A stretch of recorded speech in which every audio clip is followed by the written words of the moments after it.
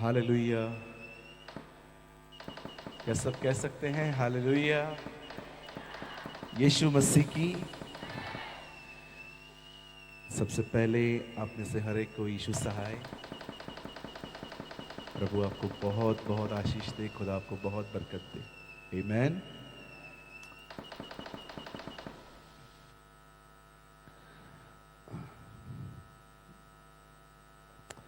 मैं सबसे पहले बहुत धन्यवाद करता हूँ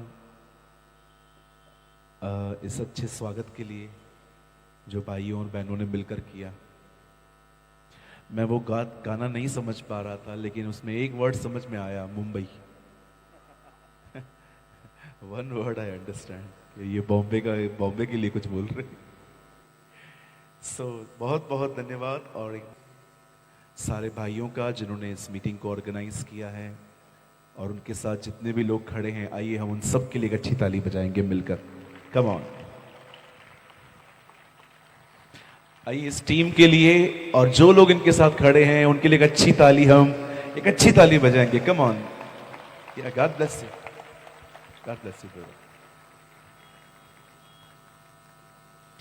मैं वचन को शुरू करने से पहले एक छोटी सी सूचना आपको देना चाहता हूं। मैं परमेश्वर के अनुग्रह से यहां पर 2 दिनों के लिए आया हूं। आज पहला दिन कंप्लीट हो जाएगा और कल हम 2 सेशंस लेने वाले हैं, एक सुबह एक शाम को। मैं आप में से हर एक को इनवाइट करता हूं। कल हमने फास्टिंग रखी है, कल हमने उपवास की घोषणा की है। आप में से जितने भी लोग मुझे ऑनलाइन देख रहे हैं, अगर आप झारखंड में कहाँ भी रहते हैं, आप उड़ीसा रहते हैं, आप अगर वेस्ट बंगाल रहते हैं, आप कहाँ पर भी रहते हैं, हम आपको न्योता देते हैं कि कल की सभा में ज़रूर आएं, क्योंकि कल मेरा विश्वास है कि परमेश्वर आज और कल कुछ अद्भुत और कुछ महान करने वाले हैं। आमीन। ओके, मैं चाहता हूं आइए आप सब ध्यान दें और कोशिश करें बच्चों को शांत करवाएं। वॉलंटियर्स स्पेशली बच्चों को शांत करवाएं। और मैं चाहता हूं आइए अब आप सब ध्यान दें।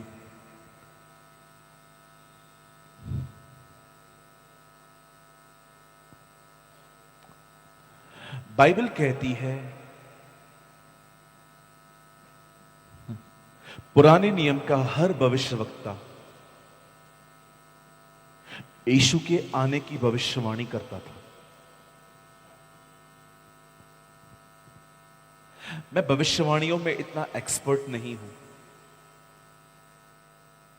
मुझे बहुत सारी भविष्यवाणियां आज भी ऑनेस्टली समझ में नहीं आती हैं, लेकिन मैं हर भविष्यवाणी में यह पढ़ पाता हूं कि कैसे उन्होंने पुराने नियम में यीशु के आने का जिक्र किया। और बाइबल कहती है, यशायाह ने कहा, एक कुंवारी गर्भवती होगी और वो बेटे को जनेगी, उसका नाम इमैनुअल रखा जाएगा, जिसका अर्थ है परमेश्वर हमारे साथ। और हम सभी जानते हैं कि ये सारी भविष्यवाणियां यीशु मसीह के विषय में थी।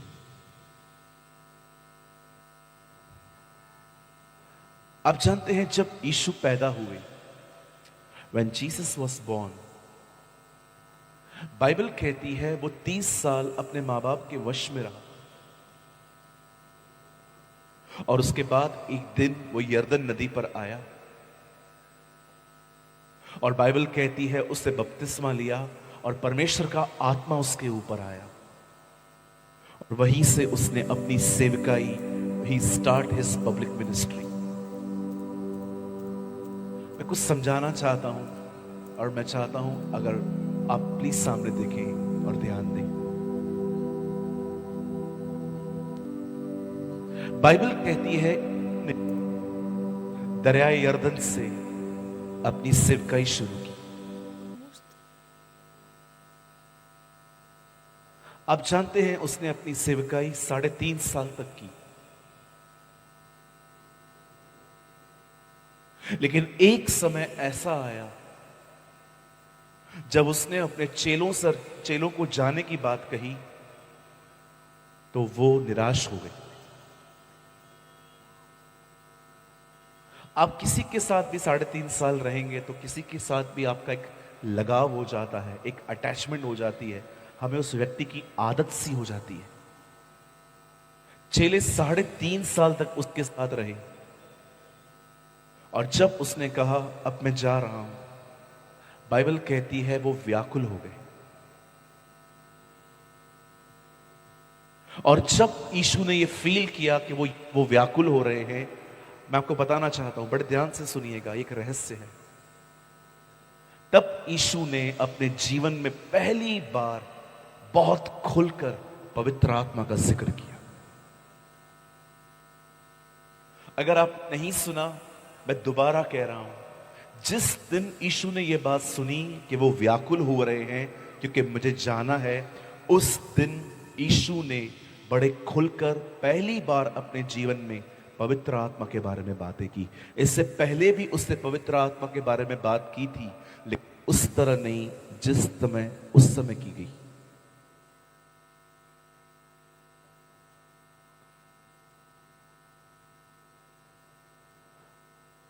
मुझे माफ करिए, अब जो मैं कहूंगा शायद आप में से कुछ लोगों को यह बात अच्छी ना लगे, लेकिन सच बोलना जरूरी होता है। आप जानते हैं, पुराने नियम में इज़राइल के लोग परमेश्वर को नहीं जानते थे। आपने देखा नए नियम में लोग यीशु जानते थे। पुराने नियम में लोग प्रभु को नहीं जानते थे, नए नियम में लोग यीशु मसीह को नहीं जानते थे। और मैं आपको सच कहता हूं, आज की पीढ़ी पवित्र आत्मा को नहीं जानती। बहुत सारे लोगों को उसके बारे में बहुत कम जानकारी है। आप जितने भी लोग यहां बैठे हैं, मैं आपसे एक सवाल पूछना चाहता हूं। Do you know who is the Holi spirit? पवित्र आत्मा कौन है? कभी आपने इस बारे में सोचा कि उसका नाम पवित्र आत्मा क्यों है, आत्मा क्यों नहीं है? जानते हैं पवित्र आत्मा का नाम पवित्र आत्मा क्यों है? क्योंकि वो मनुष्य को पवित्र करने आया है। दुनिया की किसी भी किताब को उठा के पढ़िए, हर जगह लिखा रहता है धर्मशास्त्र, लेकिन हमारी बाइबल के आगे धर्मशास्त्र नहीं है, पवित्र शास्त्र है। क्योंकि यीशु अपने लोगों का धर्म नहीं, उन्हें पवित्र करने आया था। हालेलुया, बोलिए यीशु मसीह की यस जय। वाह, कौन है पवित्र आत्मा? क्यों वो एक विश्वासी की जिंदगी में आया है? क्या वो सिर्फ इसलिए आया है ताकि वो आपको जमीन पे गिराए? क्या वो सिर्फ इसीलिए आया है ताकि आपको एक अन्य भाषा का वरदान देके बस इतना काफी है? क्या वो इसीलिए आया है ताकि आपके गूज़बम्स आ जाएं, आपके बाल खड़े हो जाएं? आज बहुत सारे लोगों के पास पवित्र आत्मा की यही पहचान है कि वो गिराता है, उठाता है।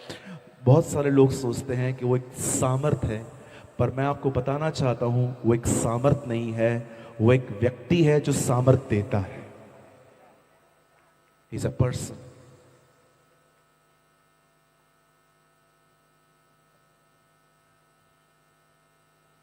आज बहुत से लोग उसे नहीं जानते। मैं ये नहीं कह रहा हूं कि कोई नहीं जानता, नहीं, मैंने अपनी आंखों से देखा है, कुछ लोग उसे जानते हैं, लेकिन बहुत से लोग उसे नहीं जानते। इवन पौलुस एक जगह पे लोगों से कहता है, हे तुम लोगों ने पवित्र आत्मा पाया? वो कहते हैं हमने तो उसकी चर्चा भी नहीं सुनी है।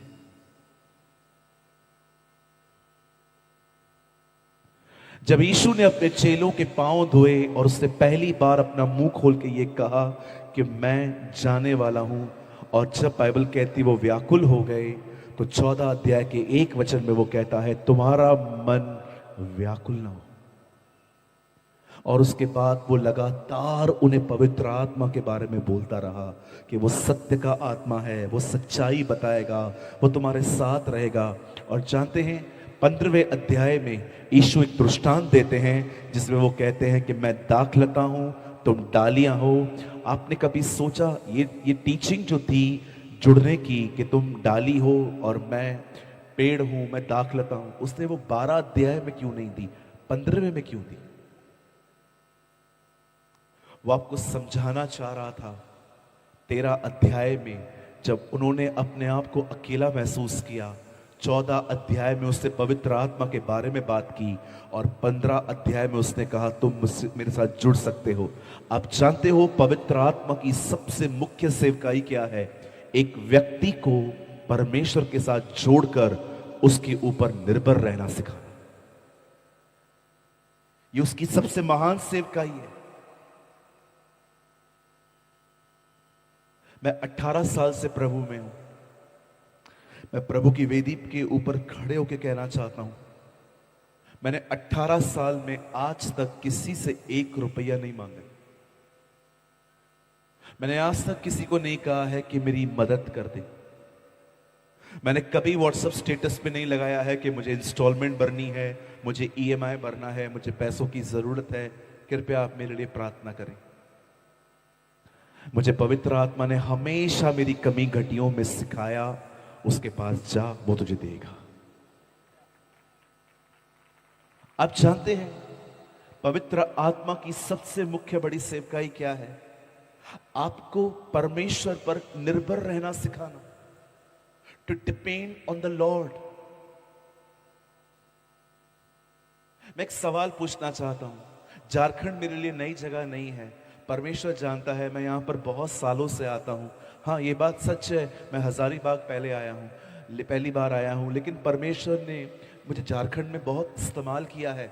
मैं उसके लिए सारी महिमा उसको देता हूं। आप लोग मेरे लिए नए नहीं हैं, आप मेरा एक परिवार हैं। मैं आपसे एक बात पूछना चाहता हूं, कृपया इस सवाल का मुझे जवाब दीजिए। कभी आपने इस बारे में सोचा है मेरी लाइफ ओवर थिंकिंग से क्यों गुजर रही है? ओवर थिंकिंग का मतलब होता है अधिक सोचना। कभी आपने इस बारे में सोचा है मैं परेशान क्यों रहता हूं, मैं डिस्टर्ब क्यों रहता हूं, क्यों मेरे स्वभाव में चिड़चिड़ापन है, मैं प्रेम से जवाब क्यों नहीं देता लोगों को? जानते हैं इन सारी बातों का जवाब क्या है? क्योंकि हम खुद पर निर्भर हैं, परमेश्वर पर नहीं। हमने सारे काम अपने ऊपर लेके रखे हैं। बिटिया की शादी मुझे करानी है, घर मुझे खरीदना है, नौकरी मुझे देखनी है। मुझे एक बात बताइए, कभी कभी आपको लगता नहीं है आपने ऐसा बोझ उठाया है जिसको आप उठा ही नहीं पा रहे? आज बहुत सारे लोगों से मैं मिलता हूं, जब मीटिंग पूरी हो जाती है और मैं उनको पूछता हूं, हे ब्रदर हाउ आर यू, कैसे हैं आप? पास्टर जी मैं फर्स्ट क्लास हूं, चल चाय पियेंगे बैठ के। और जब चाय पीने के लिए बैठते हैं, और बता क्या है? कुछ भी ठीक नहीं। क्या हो गया? नौकरी नहीं। तो उधर तो तू बोल रहा था फर्स्ट क्लास है, ये कैसा फर्स्ट क्लास है? कहिए मेरे पीछे, निराशा, सब कहिए, निराशा, परेशानी, ओवर थिंकिंग, अधिक सोचना।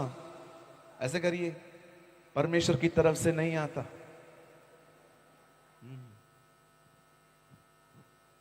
आजकल तो रास्ते पे लोग सोचते रहते।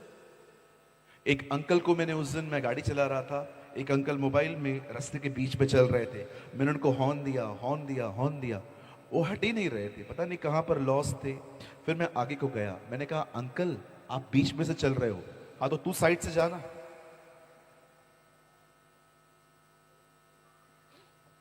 हर एक को अपनी चिंताएं हैं।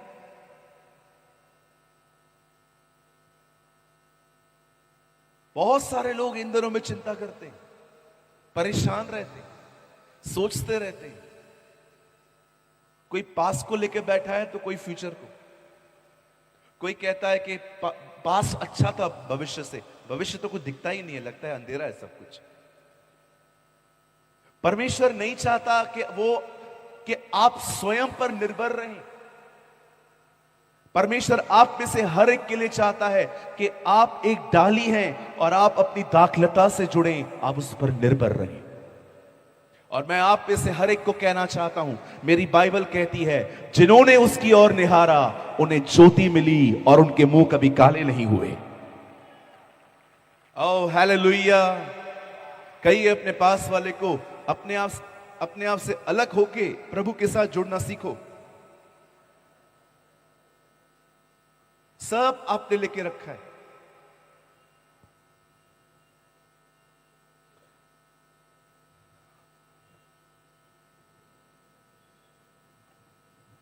ये देख रहे हैं ये क्या है? ये पानी का ट्रे है। कल्पना करिए कि ये ट्रे नहीं है, ये एक जो सब्जी जिसमें डाली जाती है, क्या बोलते हैं उसको, जिसमें पूरा सब्जी उठा के लेडी लेके जाती है, टोकरी। टोकरी, नॉट छोकरी, टोकरी। पता नहीं किसने छोकरी बोला। आपको पता है एक दिन क्या हुआ? एक आंटी ऐसे टोकरी लेके जा रही थी,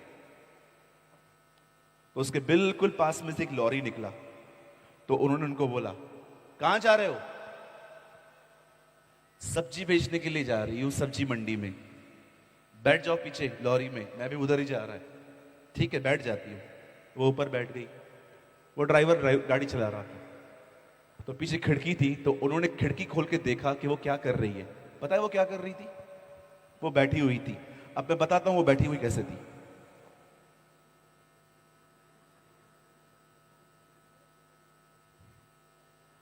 गाड़ी में बैठी हुई थी, लेकिन बहन का टोकरी सर पे ही था। उस आदमी ने कहा, आंटी नीचे रखो ना। अच्छा अच्छा, सॉरी। हम सब लोग प्रभु में आ गए हैं, लेकिन बोझ की टोकरी अपने पास ही पड़ी हुई है। मैंने बहुत सारे लोगों को देखा है, अपना टोकरी प्रभु को देते नहीं है। प्रार्थना करते हैं, परमेश्वर मैं प्रार्थना करता हूं यीशु मसीह नासरी के नाम से, आप महान हैं, आप अच्छे हैं, आप भले हैं, आप सब कुछ कर सकते हैं। मैं प्रार्थना करता हूं प्रभु मेरे लिए ये करिए। और 10 मिनट के बाद वापस सोचते हैं, क्या कुछ ठीक नहीं हो रहा? अभी तो प्रभु को बोला आपने, थोड़ा वेट तो करो। Shashi come here, Shashi come here. देखो आजकल ये हमारा हालत है। शशि 1 सेकंड के लिए आप शशि रहिए, मैं 1 मिनट के लिए प्रभु बन जाता हूं, ठीक है? 1 ही मिनट के लिए। ओके, पकड़िए। ये मेरी प्रार्थना है। शशि कौन है? कहिए शशि प्रभु है। हाँ है नहीं। पकड़िए, जोर से पकड़िए। अब देखिए ये मेरी प्रार्थना है। स्वर्गीय पिता, मैं प्रार्थना करता हूं यीशु के नाम से, मुझे सरकारी नौकरी चाहिए। मेरे बॉस को बदल, मुझे नहीं, बॉस को बदल। ये दे, वो दे, मतलब ये दे यार, ये कर, वो कर, वो कर, यीशु मसीह के नाम में आमीन। प्रभु जी ये सारी चिंताएं मैं आपको देता हूं, आमीन। लीजिए प्रभु, लीजिए, लीजिए प्रभु, लीजिए, मैं सब देता हूं प्रभु। लीजिए ना प्रभु, लीजिए, लीजिए, लीजिए प्रभु, ले लीजिए, ले लीजिए, ले लीजिए, ले लीजिए, ले लीजिए प्रभु। ये हमारी हालत। लीजिए ना प्रभु, ले लीजिए। ऐसे भाई फटेगा। बहुत सारे लोगों की हालत यही है, बातें बड़ी बड़ी, प्रभु ले, ले प्रभु ले, खींचो खींचो भाई, खींचो खींचो, ले प्रभु ले। Thank you Shashi. शायद आप भी यही कर रहे हैं, प्रेयर तो करते हैं लेकिन प्रभु को देते नहीं है। सब आपके पास ही पड़ा है। क्या चिन्ह है? क्योंकि आप चिंता करते हैं। अगर आपने प्रभु को दे दिया होता तो आप चिंता नहीं करते, आप मस्त आनंद के साथ घूमते।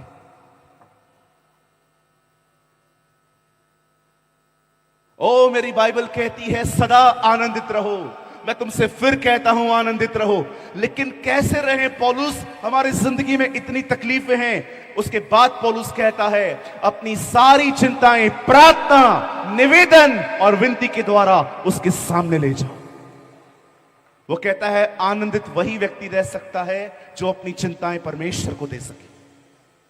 अच्छा बताइए, आपके पास पड़ी है तो क्या मिला आपके पास? कुछ लोग तो इस बात की चिंता करते हैं कि उनके पास कोई चिंता क्यों नहीं है। मैंने इनका नाम रखा है प्रोफेशनल चिंता करने वाले। एक प्रोफेशनल गिटारिस्ट होते हैं, प्रोफेशनल कीबोर्डिस्ट होते हैं, ये है प्रोफेशनल चिंता करने वाले। मेरे भाइयों, मेरी बहनों, आज के वचन को शुरू करने से पहले मैं आप में से हर एक को बताना चाहता हूं, पवित्र आत्मा की सबसे खूबसूरत सेवकाई है आपको आपसे अलग करके आपको यीशु के साथ जोड़ना। That is his beautiful ministry, कि आप उस पर निर्भर रहें। कहिए निर्भर, जोर से कहिए निर्भर। से इन इंग्लिश डिपेंड। कहिए मुझे उस पर निर्भर होकर जिंदगी जीनी है। सुबह उठते हैं ना, सब दे दो उसको और उसे कहो, मैं विश्वास करता हूं कि तू विश्वास योग्य परमेश्वर है। मैं जानता हूं तू है, और लिखा है तेरे ढूंढने वालों को तू प्रतिफल देता है। अरे सब दे दो उसको, आप रख के क्या करेंगे? मुझे पता है इस हॉल में, इस पूरे ग्राउंड में ऐसे बहुत से लोग हैं जो बहुत अनहैप्पी लाइफ जी रहे हैं। आपके पास खुशी नहीं है। आपको पता है आपका प्रॉब्लम ये नहीं है कि आप बहुत तकलीफों में हो, आपका प्रॉब्लम ये है क्योंकि आपने वो सब परमेश्वर को नहीं दिया है। आज मैं आपको समझाना चाहता हूं कि परमेश्वर पर निर्भर जिंदगी होती क्या है। प्रभु नहीं चाहते हैं कि आपके ये जो आंखें हैं, ये आंखों के नीचे जो स्किन है वो ब्लैक हो जाए सोच सोच के। ये परमेश्वर की मर्जी नहीं है कि आपके घर में बीमारियां आए। ये सब बीमारियां अधिक सोचने और चिंताओं से आती हैं। ओ परमेश्वर चाहते हैं आपके घर में आनंद हो। प्रभु चाहते हैं आपके घर में खुशियां हो। प्रभु चाहते हैं आपके घर में उत्पत्ति एक एक हो। पवित्र आत्मा मंडरा रहा था, वो पवित्र आत्मा आपके घर पे मंडराए। ये परमेश्वर चाहते हैं कि आपके घर के अंदर उसकी उपस्थिति हो, आपके घर के अंदर उसकी आराधना हो, आपके घर के अंदर उसके पूरे लहू का भाड़ा हो। ये उसकी मर्जी है। ये उसकी मर्जी नहीं है कि आप सारा दिन लड़ें, झगड़ा करें, परेशान हो। मैं आपसे पूछना चाहता हूं, चलिए होगी फाइनेंशियल प्रॉब्लम, यहां पर किसी किसी को आर्थिक तंगी होगी, पर मुझे ये बात बताइए, सोचने से क्या मिलेगा आपको? हो सकता है आपके पॉकेट में इतने पैसे नहीं है। मैं कभी ये वर्ड यूज नहीं करता हूं कि आप गरीब हो। जी नहीं, हम में से यहां पर कोई गरीब नहीं है। हम सब अमीर हैं क्योंकि हमारा बाप अमीर है। कभी न कहें कि मैं गरीब हूं। हां, पैसों की तकलीफ हो सकती है, लेकिन इसका मतलब ये नहीं है कि हम गरीब हैं। याद रखिए, हमारा बाप स्वर्ग में रहता है और वो एक अमीर व्यक्ति है, इसलिए उसने हमें कहा है वो राजाओं का राजा है। हम किंग हैं, किंग की तरह जिंदगी जी। मैं जानता हूं आप में से यहां पर कुछ लोग हो सकते हैं जिनके पास थोड़ी फाइनेंशियल प्रॉब्लम हो, लेकिन मुझे बताइए सोच के क्या मिलेगा? जब भी शैतान आपको ये कहे, देख तेरे पास पैसे नहीं है, तू सरवाइव नहीं कर पा रहा, देख तेरे पास नौकरी नहीं है, ये नहीं है, वो नहीं है, मैं आप में से हर एक को कहना चाहता हूं, उसे जवाब देना सीखिए। हाँ, मेरे पास पैसे नहीं है, लेकिन तुझे भी ये बात पता होनी चाहिए कि प्रभु मेरा चरवाहा है, मुझे कोई घटी नहीं होगी, मुझे परमेश्वर देंगे। जब आपके पास नौकरी नहीं है और शैतान आपको बताता है, देख you are a jobless person, तेरे पास कुछ काम नहीं है, उसे जवाब देना सीखिए। हाँ, मैं जानता हूं मेरे पास काम नहीं है, लेकिन तू भी ये याद रख, बढ़ती पूर्व और पश्चिम से नहीं आती, बढ़ती ऊपर से आती है। परमेश्वर मुझे पढ़ाएंगे। ओ मेरी बाइबल कहती है, अपने कुल पिता अब्राहम पर ध्यान दो कि जब वो अकेला था तब मैंने उसे पढ़ाया। परमेश्वर पढ़ाते, परमेश्वर आशीष देते। हालेलुया, बोलिए यीशु मसीह की। क्या हम परमेश्वर के इस स्वभाव के लिए ताली बजा सकते हैं? Yes, amazing. अब इससे अच्छी सबसे ब्यूटीफुल ताली दीजिए यीशु मसीह को।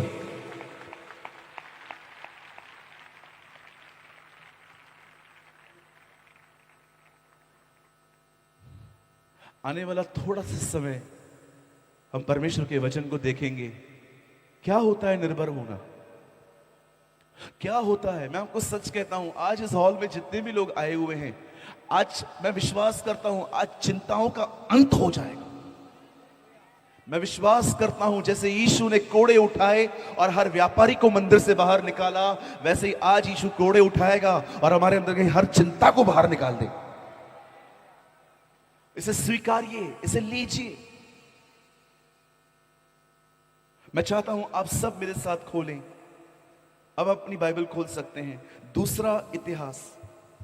आप मेरे साथ खोल सकते हैं। हिंदी अगर आप पढ़ते हैं तो दूसरा इतिहास, और अगर आप अंग्रेजी बाइबल पढ़ते हैं तो सेकंड क्रॉनिकल, 20 अध्याय।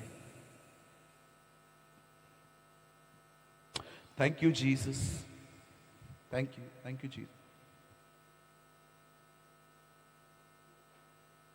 मेरे साथ खोले दूसरा अध्याय 20 अध्याय, दूसरा इतिहास 20 अध्याय।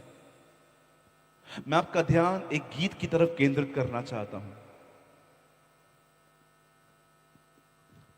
अगर आपने नहीं सुना, मैं फिर से कहता हूं, मैं आपका ध्यान आज एक गीत की तरफ, एक सॉन्ग की तरफ लेके जाना चाहता हूं जो इजराइल के लोग गा रहे थे। 20 अध्याय उसके 21 वचन में लिखा है, तब उसने प्रजा के साथ सम्मति करके कितनों को ठहराया कि जो पवित्रता से शोभामय होकर हथियार बंदों के आगे आगे चलते हुए यहोवा के गीत गाएं और यह कहते हुए उसकी स्तुति करें, यहोवा का धन्यवाद करो क्योंकि उसकी करुणा सदा की है। आमीन। आइए, मैं चाहता हूं आप सब सामने देखें और बड़े ध्यान से इसे सुने।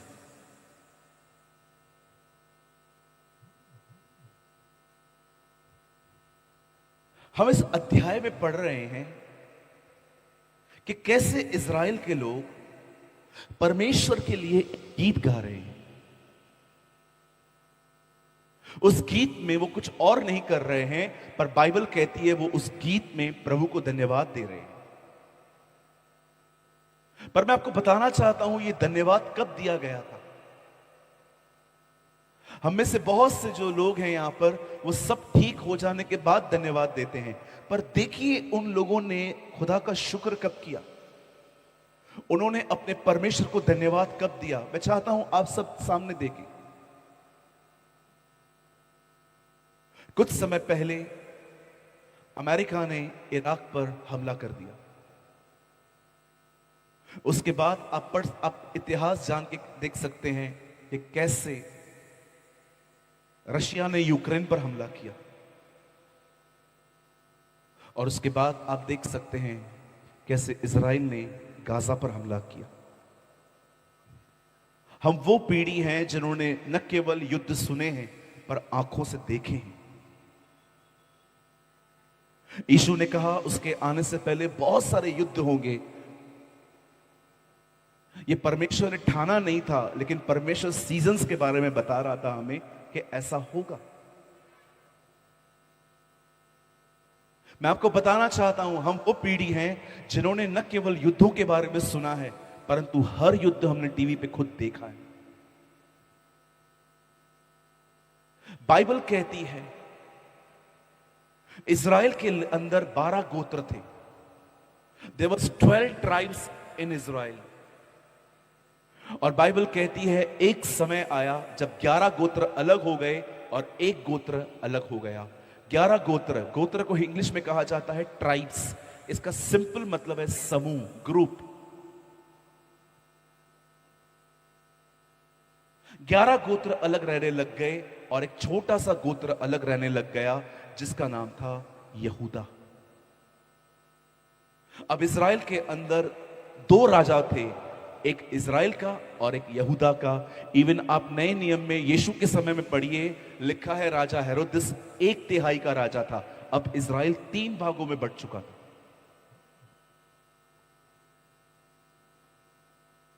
ग्यारह गोत्र अलग हैं, एक गोत्र अलग है। सोचो इन 11 गोत्रों के पास कितनी सेना थी, लेकिन इस एक गोत्र के पास इतनी सेना नहीं थी। It is just small tribe, एक छोटा सा गोत्र था जिसके पास इतने प्यादे नहीं थे। प्यादे मतलब सैनिक नहीं थे। एक छोटा सा गोत्र था, लेकिन 11 वो गोत्र थे, वो बहुत अलग थे। बाइबल कहती है जिन दिनों में यहूदा अलग हुआ उसका राजा था यहोशापात, और उन दिनों में इज़राइल का राजा था अहाब। अब तकलीफ इज़राइल के लोगों पे नहीं, यहूदा पे आई है। बाइबल कहती है एक दिन यहोशापात को पता चलता है कि 3 नेशंस, 3 देश उस पर हमला करने वाले। You know such a beautiful thing. सबसे खूबसूरत बात क्या है, एक राजा जब ये सुनता है ना कि उसके देश पे हमला होने वाला है, वो सबसे पहले सिक्योरिटी रूम में जाता है और अपने लोगों को तैयार करता है। वो अपने लोगों को गिनता है, वो उन्हें तैयार करता है, वो उनको इनकरेज करता है।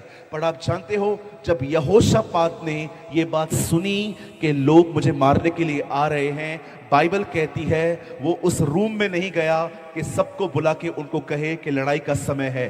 बाइबल कहती है वो खुदा के पास गया।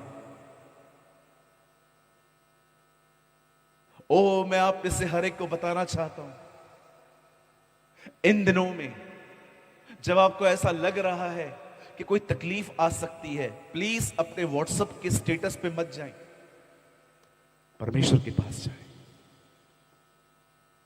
एक पास्टर के पास भी बात में जाइए, पास्टर के पास जाना कोई गलत बात नहीं है, लेकिन उनके पास भी सेकेंडरी जाइए, सबसे पहले परमेश्वर के पास जाइए।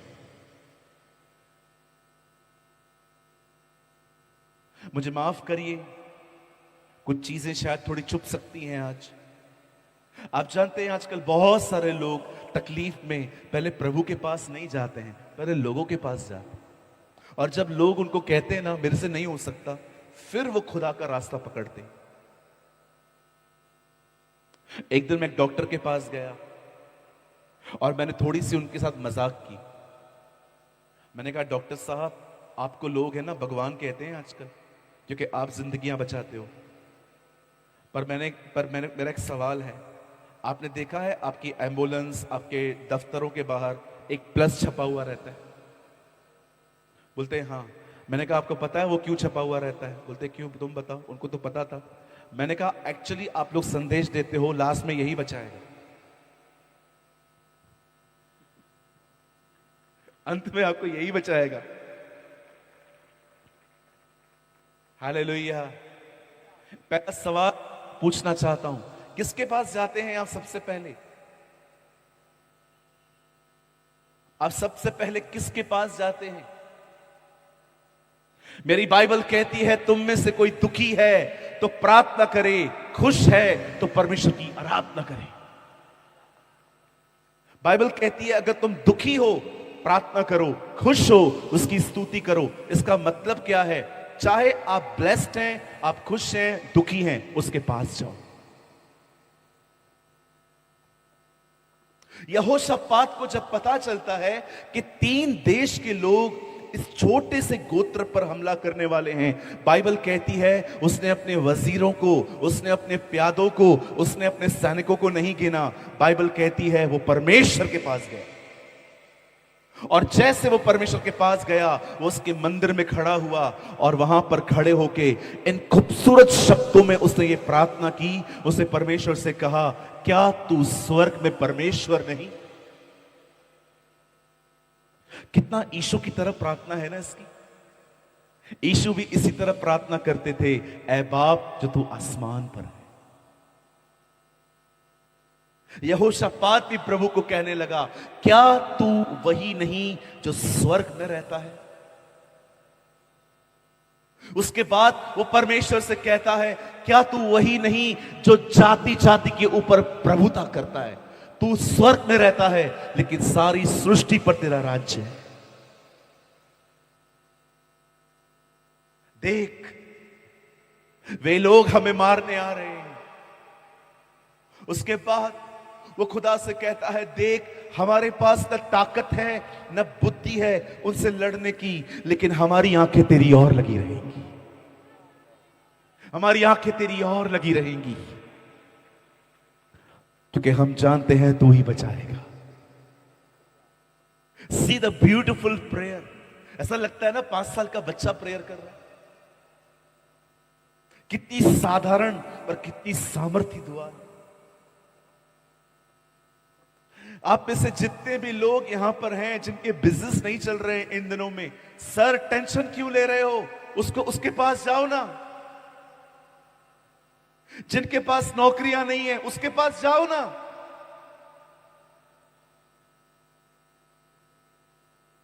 अरे लोग क्या करेंगे आपका? कुछ नहीं कर पाएंगे, वो दिलासा देंगे आपको खाली।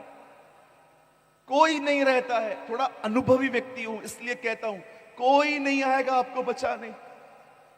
लोग आपकी मदद एक बार करेंगे, दो बार करेंगे, लेकिन तीसरी बार उनकी शक्लों पे दिखाई देगा कि अब वो मजबूरी से कर रहे हैं। मैं आप में से हर एक को कहना चाहता हूं, लिसन ब्यूटीफुल झारखंड, बड़े ध्यान से सुनिए।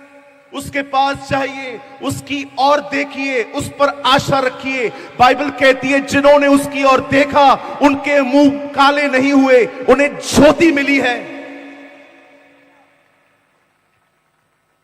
मैं हमेशा इस वचन को जब पढ़ता था मैं बोलता था, प्रभु मुंह काले हो इसका क्या मतलब है? और एक दिन मैंने उर्दू में यह वचन पढ़ा। पता है वहां क्या लिखा है? जिन्होंने उसको देखा उन्हें किसी शर्मिंदगी का सामना नहीं करना पड़ा, उन्हें शर्मिंदा नहीं होना पड़ा।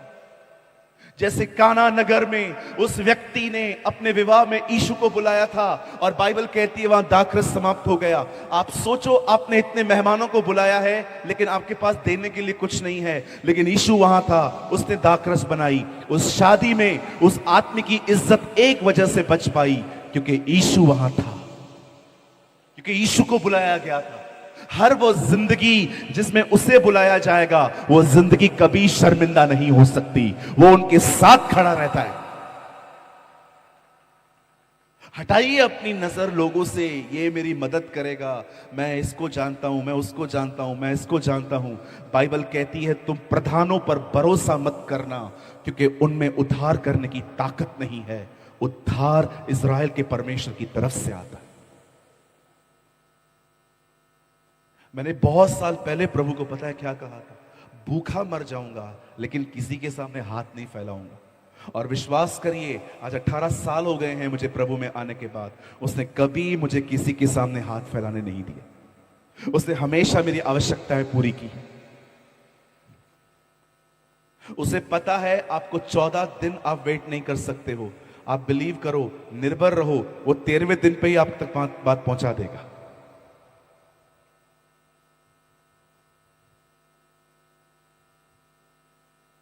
Be depend on the Lord. परमेश्वर पर निर्भर होना सीखें।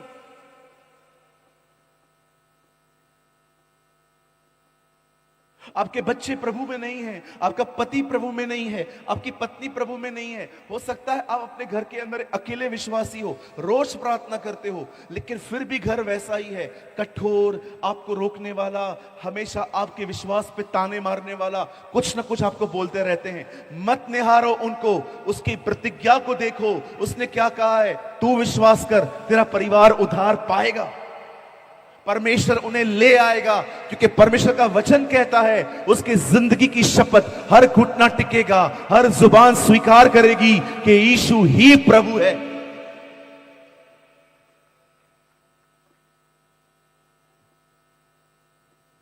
मैं ऑनेस्टली कहना चाहता हूं, मैं कोई बड़ा सेवक नहीं हूं।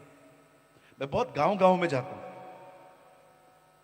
मैं ऐसी ऐसी विलेजेस पे जाता हूं, शायद आप में से बहुतों को उनके नाम भी नहीं पता होंगे।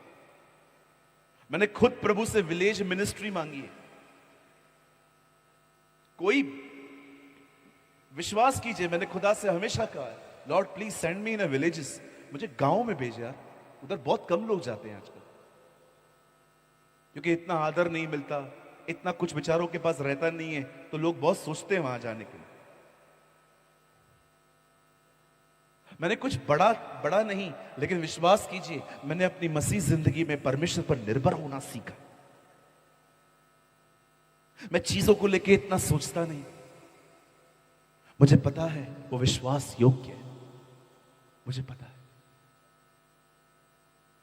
एक परमेश्वर के दास ने एक किताब लिखी, उसमें पता है उन्होंने क्या लिखा? जब मूसा लाल समुद्र के सामने खड़ा था तो उसने लाल समुद्र को दो भाग किया और इस्राएली को कहा चलो, और जैसे वो पानी अलग हो गया वो चलने लग गए। जानते हो उस परमेश्वर के दास ने क्या लिखा? ये तो मूसा था जिसने समुद्र को दो भाग कर दिया, यीशु होता तो पानी पे चला देता। वो कहता चलो चलो पानी पे, मैं देखता हूं तुम्हें कौन रोकता है। ये आपका परमेश्वर है। He is your Jesus, He is your God। ये वही परमेश्वर है जो 100 सालों की उम्र वालों को बच्चे देता है। ये वही परमेश्वर है जो समुद्र को दो भाग बना देता है। ये वही परमेश्वर है जो आराधना के द्वारा दीवारों को तोड़ देता है। ये वही परमेश्वर है जिसके दासों को शेर देखते तो हैं पर छू नहीं पाते। ये वही परमेश्वर है जो सिर्फ बचाता नहीं है पर यदि मर जाए तो हमें जिंदा कर सकता है। ये आपका परमेश्वर है। क्या थोड़ी थोड़ी बात को लेके बैठते हो? थोड़ी थोड़ी बात पे चिंता करते रहते हो? इतनी छोटी सी उम्र में तुम्हारे बाल सफेद हो रहे हैं, अच्छी बात है क्या? अरे यंग हो, यंग की तरह जियो। यहां पर कोई भी बुढ़ा नहीं है। अगर आप 70 साल के हैं ना, कहिए मैं भी जवान हूं। हाँ देखो आंटी ने बोल दिया। मैं आपको एक रहस्य बताऊं, जो पहला आदम था उसने कभी बचपन नहीं देखा, और दूसरा आदम यीशु ने कभी बुढ़ापा नहीं देखा, कभी भी नहीं। You should read. पहले आदम ने बचपन नहीं देखा। आप आदम से मिलते ना, पूछते ना तो बचपन में कौन से खिलौनों से खेलता था, वो बोलेगा मैंने बचपन देखा ही नहीं। और अगर आप यीशु से पूछते ना आपके क्या बुढ़ापे में कौन सी लकड़ी उठा के चलते थे, वो आपको कहता मैं बूढ़ा हुआ ही नहीं। मैं खुदा से कह रहा था प्रभु क्यों क्यों क्यों क्यों आपने बुढ़ापा नहीं देखा? परमेश्वर ने मुझे खूबसूरत जवाब दिया, क्योंकि मसीह में कोई बुढ़ा होता ही नहीं है। हम सब जवान हैं। आइए अपने हाथ को उठा के कहिए मैं जवान हूं। हाँ, एक दिन मैं गार्डन में वॉक कर रहा था, एक अंकल भी वहां पर वॉक कर रहे थे, और मैंने उनको देख के कहा अंकल कैसे हो? जानते हो वॉक कैसे कर रहे थे? 70-75 के।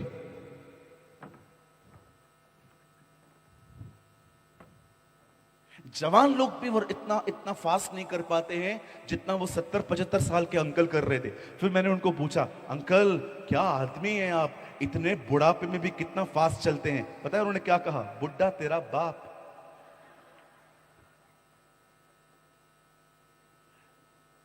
ओ, मैं एक ऐसे व्यक्ति से मिला जिसकी चमड़ी भले ही ढीली हुई थी पर उसने बुढ़ापे को एक्सेप्ट नहीं किया था। हम मसीह में सब जवान हैं, हम यंग लोग हैं। हालेलुया।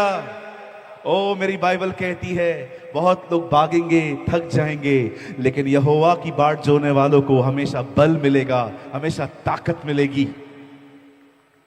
अब हमेशा यंग रहेंगे। कहिए मेरे लाइफ में कभी बुढ़ापा नहीं आएगा। बोलो बोलो बाजू वाले को, बोलो कोई भी बुढ़ापा नहीं आएगा। हाँ बोलो बाजू वाले को, बाल सफेद देखकर धोखा न खाना, मैं तेरे से ज्यादा यंग है। बाहर से 66 का तो क्या हुआ, अंदर से मैं 33 का है। हालेलुया। हम सब जवान हैं।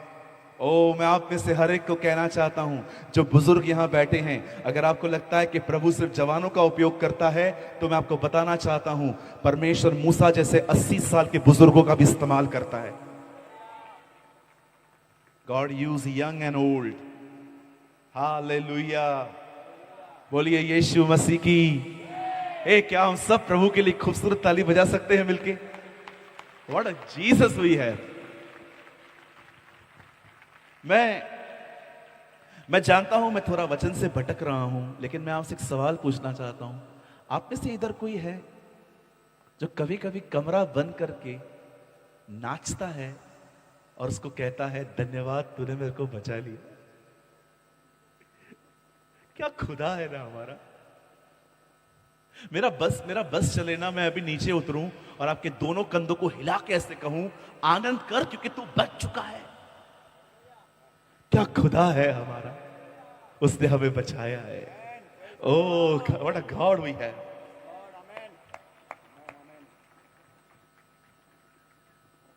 हम बचाए गए हैं, हमारा उद्धार हुआ है, हमारा नाम जीवन की पुस्तक में लिखा है। बहुत जल्द आसमान का सीना चीर कर वो हमें लेने आएगा। कितने आशीषित लोग हैं ना हम, कितने ब्लेसेड लोग हैं हम।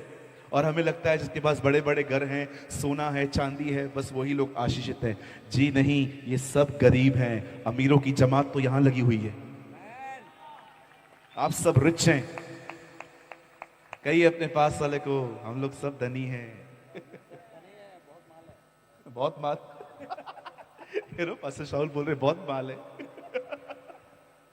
ये प्योर झारखंडी है।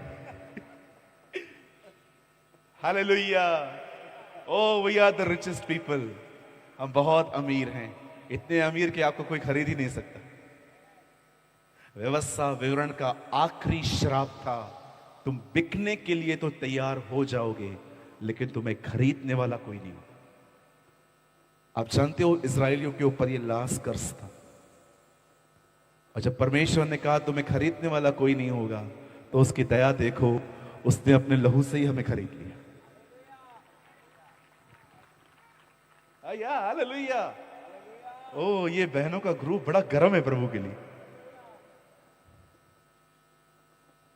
आप जानते हैं यहोशापात खुदा के पास गया, उससे प्रभु से प्रार्थना की।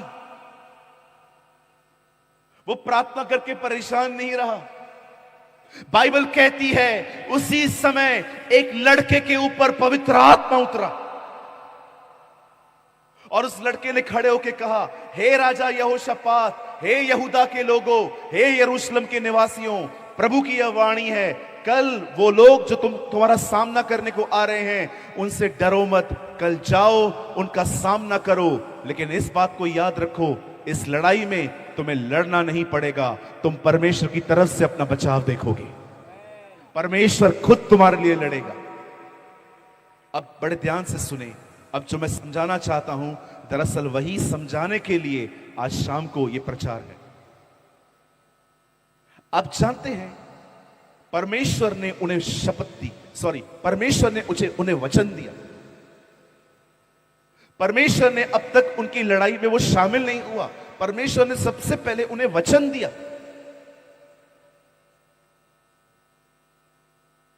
मेरे पीछे कहिए, प्रभु सबसे पहले वचन देते हैं।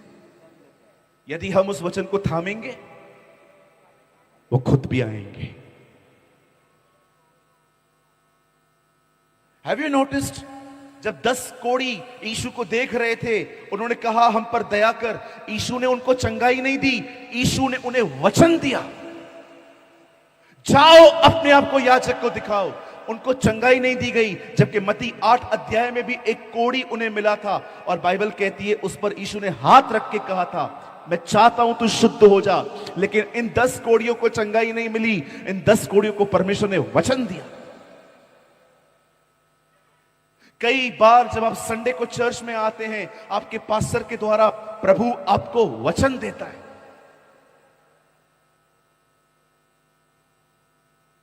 यहोशापात को परमेश्वर ने वचन दिया। प्रभु ने उसको यह नहीं कहा कि तुम लोग को कुछ नहीं करना पड़ेगा, बस घर जाके सो जाओ। प्रभु ने कहा नहीं, तुम्हें जाना पड़ेगा, तुम्हें सामना करना पड़ेगा, लेकिन तुम्हें लड़ना नहीं पड़ेगा। मैं तुम्हारे लिए लड़ूंगा। I will fight। पता है परमेश्वर ऐसा क्यों कर रहे थे?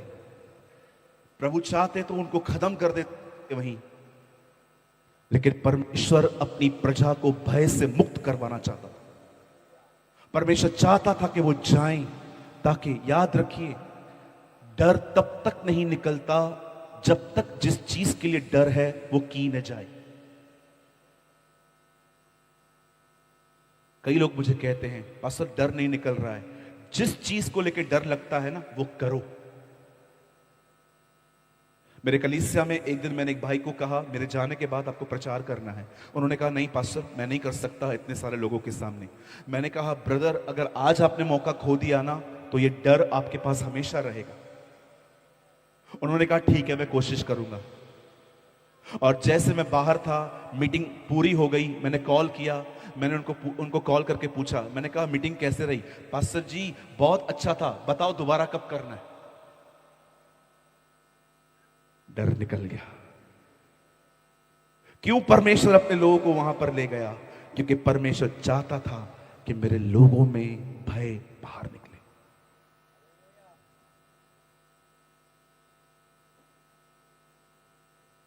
वाह, व्हाट अ गॉड।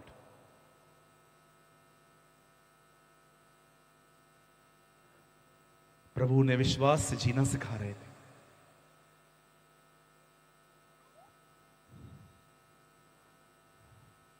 एक समय था जब इजरायली लाल समुद्र को पार करके निकले थे, क्योंकि लाल समुद्र दो भाग किया गया। लेकिन वही इजरायली जब यर्दन पर गए, यर्दन दो भाग नहीं हुई। जब उन्होंने अपने पांव डाले तब यर्दन दो भाग हुई। परमेश्वर उन्हें समझा रहा था, विश्वास से आगे बढ़ो, मैं चीजों को ठीक करूंगा। परमेश्वर चाहता है कि आप विश्वास से जिए, न कि भावनाओं से। भावनाएं लोगों को अपाहिज बना देती, लिटरली अपाहिज। कुछ लोग अपने बदन और अपनी भावनाओं के साथ इतने ज्यादा जुड़े हैं कि आजकल परमेश्वर का वचन भी उन पर असर नहीं कर पाता। They are so connected with the feelings and emotions. ये परमेश्वर की मर्जी नहीं है कि आप अपने साथ इतने जुड़े हुए रहें। इसलिए पौलुस कहता है, जो शरीर के अनुसार चलाए चलते हैं वे नहीं, पर जो आत्मा के चलाए चलते हैं वही उसके पुत्र कहलाए जाते हैं।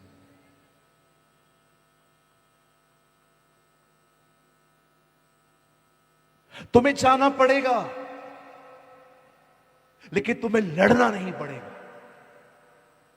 अब सोचो, इन लोगों के पास प्रभु का वचन आया। मुझे इतना अच्छा लगा, आई डोंट नो वो पास्टर कहां है जो मुझे बाहर रिसीव करने आए थे, वहां से गीत गा रहे थे, जो वेलकम कर रहे थे। ये वेलकम मेरा नहीं था, ये परमेश्वर के वचन का था। वो कितने खुश थे कि एक व्यक्ति हमारे बीच में प्रभु का वचन लेके आए। What a honour. ऐसा ही होना चाहिए। एक परमेश्वर के दास से अधिक परमेश्वर के वचन का स्वागत करना चाहिए कि खुदा शुक्र है कि तू हमारी सिटी के लिए एक नया वचन लेके आया है। मैं यीशु के नाम से कहना चाहता हूं, ये मेरा विश्वास है, हजारीबाग आज के बाद पहले जैसा कभी नहीं होगा। परमेश्वर इस नगर की सड़कें बनाएगा, परमेश्वर इस नगर की लाइट्स बनाएगा, परमेश्वर इस नगर की गरीबी बाहर निकालेगा, बीमारियां निकलेगा। और मैं यीशु के नाम में कहता हूं, हजारीबाग के घर घर में प्रभु की आराधना होगी। पता है ऐसा क्यों होगा? क्योंकि इस नगर में परमेश्वर के वचन का आदर किया गया, इस नगर में परमेश्वर के वचन का स्वागत किया गया है। जब योना ने एक लाइन प्रीच की, पश्चाताप करो अदरवाइज प्रभु सब कुछ खत्म देगा, बाइबल कहती है योना के लोगों, नीनवे के लोगों ने परमेश्वर के वचन का आदर किया और परमेश्वर ने उन लोगों के ऊपर जीवन उंडेल दिया। हर वो शहर, हर वो नेशन, हर वो स्टेट जो प्रभु का आदर करेगी, उसके वचन की इज्जत करेगी, परमेश्वर वहां पर महान काम करता है।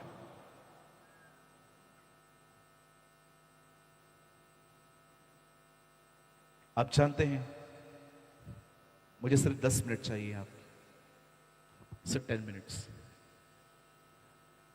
जब यहोशापात को यह वचन मिला, जाओ तुम्हें लड़ना नहीं पड़ेगा, मैं तुम्हारे लिए लड़ूंगा। जानते हैं यहोशापात कैसे इस वचन को लेता है? अब यहोशापात उन लोगों से लड़ने के लिए निकलता है और आप पढ़िए, लिखा है, आराधना करने वाले आगे गए, हथियार बंद पीछे थे। कभी आपने ऐसा युद्ध सुना है जिसमें आराधना करने वाले आगे चल रहे हैं लेकिन जिनके हाथ में हथियार है वो पीछे हैं? आग अगर वहां होते और यहोशापात से पूछते, सर कहां जा रहे हो? युद्ध में। तो इनको पीछे क्यों किया है? हमें लड़ना नहीं पड़ेगा। देखिए एक आदमी ने परमेश्वर का वचन कैसे लिया है। आगे आराधना करने वाले जा रहे हैं, हथियार बंद आगे जा रहे हैं, पीछे चल रहे हैं, और आगे वाले क्या गीत गा रहे हैं? यहोवा का धन्यवाद करो क्योंकि उसकी करुणा सदा की है। अरे किस चीज के लिए धन्यवाद दे रहे हो? हम धन्यवाद दे रहे हैं क्योंकि हम युद्ध जीत चुके हैं। हम युद्ध जीत चुके हैं। मैं आपको बताना चाहता हूं, ये मात्र गीत नहीं है, ये एक प्रोफेटिक सॉन्ग था, ये एक भविष्यवाणी से भरा हुआ गीत था कि हम जिस युद्ध में जा रहे हैं हम जीत चुके हैं, इसीलिए हम धन्यवाद देते देते जा रहे हैं। विश्वास ये नहीं है कि होगा, विश्वास ये नहीं है कि प्रभु शायद करेंगे, विश्वास ये है उसने कर दिया है। विश्वास करने वाला व्यक्ति परेशान नहीं होता, विश्वास करने वाला व्यक्ति सेलिब्रेट करता है, आनंद में रहता है, शुक्रगुजारियों के गीत गाता है, उसको ऊंचा उठाता है। अरे भाई क्या कर रहे हो, क्यों नाच रहे हो? खुदा ने सब कुछ कर दिया है। उसने क्रूस पे ये नहीं कहा कि हो जाएगा, उसने कहा पूरा हुआ, पूरा हुआ। कौन से विश्वास में जी रहे हैं आप? यीशु ने कहा उस पहाड़ से कहो उखड़ और उस समुद्र में चला जा। उसे ये नहीं कहा कि हो सकता है वो तुम्हारी बात माने, बाइबल कहती है वो तुम्हारी मानेगा। इस तरह के विश्वास में जियो। वो विश्वास जिसको रखकर आप खुश नहीं हैं, वो विश्वास विश्वास ही नहीं है। एक सच्चा विश्वास एक मनुष्य को आनंद की तरफ ले जाता है। कैसे पता चलता है कि आप में विश्वास है? पता है कैसे? कई अपने बाजू वाले को स्माइल देकर, विश्वास करने वाले खुश रहते हैं। स्माइल देके कहो आप तो सीरियसली बोल रहे हैं। कई ये जो विश्वास करते हैं वो बहुत खुश रहते हैं क्योंकि उनको पता है खुदा ने कर दिया है। Oh it is done. जो कुछ तुम प्रार्थना में विश्वास से मांगो, प्रतीति करो कि तुम्हें मिल चुका है और तुम्हारे लिए हो जाएगा। क्यों हो जाएगा? क्योंकि तुमने विश्वास किया है कि वो हो चुका है। परमेश्वर के वचन पर निर्भर होना सीखें। सिर्फ चर्च आके वचन न सुने, हाँ हाँ हाँ हाँ आमीन हालेलुया, नो नो नो, उस वचन को अंदर लीजिए, स्वीकार करिए ये प्रभु ने मुझे दिया है, ये हो चुका है। इसे कहते हैं निर्भर होना। इसी के लिए पवित्र आत्मा आपकी जिंदगी में आया है ताकि वो आपको अपनी जिंदगी से दूर ले जाकर आपको परमेश्वर पर निर्भर होना सिखाए। आज इस मीटिंग में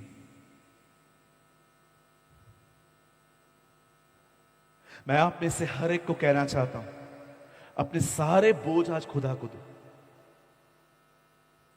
पता है मैं आज विश्वास के बारे में क्यों प्रीच कर रहा हूं? ये मुझे प्रभु ने कहा। बताइए क्यों? पूछिए क्यों? मेरे से पूछो क्यों? ऐसे पूछो क्यों? अगर आज आप बिल्कुल सब कुछ प्रभु को देंगे ना, कल फ्रेश माइंड से मैं कल सुबह आपको पवित्र आत्मा के बारे में कुछ बताऊंगा, आप उसे समझ पाएंगे। मैं एक बहन को अपने चर्च में रोज बोलता था, बहन आप बाइबल पढ़ो। वो कहती थी हाँ मैं पढ़ूंगी। फिर 2 हफ्ते के बाद मैं उनसे पूछता था, बहन आप बाइबल पढ़ते हो? हाँ मैं पढ़ूंगी। फिर 3 हफ्ते के बाद मैंने फिर से पूछा, कहाँ पहुंची आपकी गाड़ी? बोलती है मैं पढ़ूंगी। मैंने एक दिन प्रभु से पूछा, मैंने कहा प्रभु मैं इसको 3 बार पर्सनली बोल चुका हूं बाइबल पढ़, ये पढ़ते क्यों नहीं है? मुझे प्रभु ने कहा वो परेशान है, वो पढ़ती नहीं है क्योंकि वो डिस्टर्ब है। सबसे पहले उसकी चिंताओं के बारे में उससे बात कर। और एक दिन मैंने उनको कहा बहन सब कुछ ठीक हो जाएगा, प्रभु सब कुछ करेंगे। अगले दिन मुझे आके कहती है पास्टर जी मैंने 3 अध्याय पढ़े हैं आज। एक परेशान व्यक्ति बाइबल कहां से पढ़ेगा? सबसे पहले वो अपनी परेशानियां खुदा को दे, उसके बाद वो प्रभु को समझे। मैं आज ये वचन 10 मिनट पहले पूरी कर रहा हूं।